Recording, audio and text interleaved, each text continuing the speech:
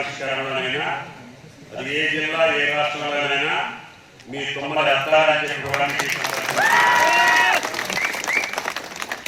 ఎందుకంటే మీ అందరి దయ వల్ల ఆ మహానుభావుడి కృప వల్ల నాకు ఈ అవకాశాలు వచ్చినాయి.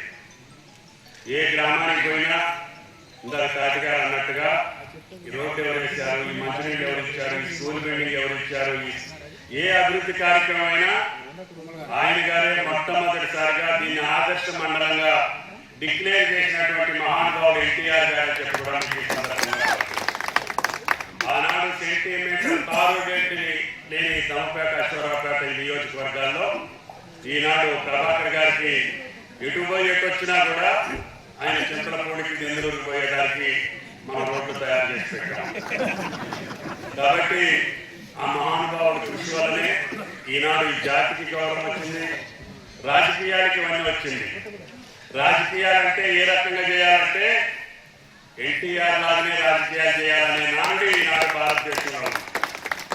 అందుకని ఆయన సృష్టించినటువంటి ఈ వ్యవస్థ ఇప్పటికీ ఏ రాజకీయ పార్టీలో చూసినా ఏ స్థానంలో చూసినా ఆయన సృష్టించినటువంటి వ్యక్తులే నిబ్బరంగా నిర్భయంగా నిజాయితీగా బతకగలుగుతున్నారు అంటే అది ఎన్టీఆర్ సృష్టి అని చెప్పి మీకు ఈ సందర్భంగా మనం చేస్తున్నాం.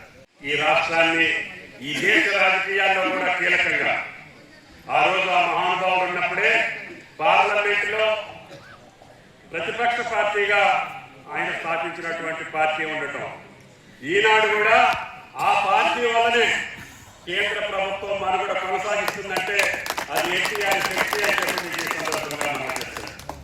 ఈనాడు ప్రభాకర్ గారికి ఆశ్చర్యం వస్తుంది అంటే అది ఎన్టీఆర్ పెట్టినటువంటి ఊపిరి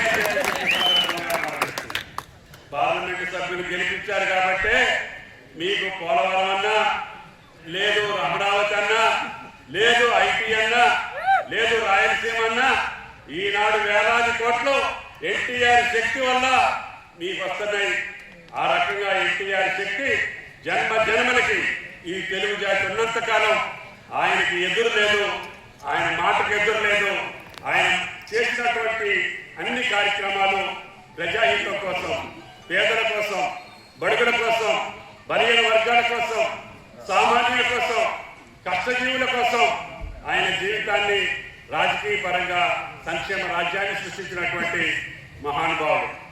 ఆనాడు ఆయన సృష్టించినటువంటి సంక్షేమాన్ని ఏ ప్రభుత్వం కూడా పక్కన పెట్టే అవకాశం లేదు, ఏ పార్టీ కూడా పక్కన పెట్టే అవకాశం లేదు.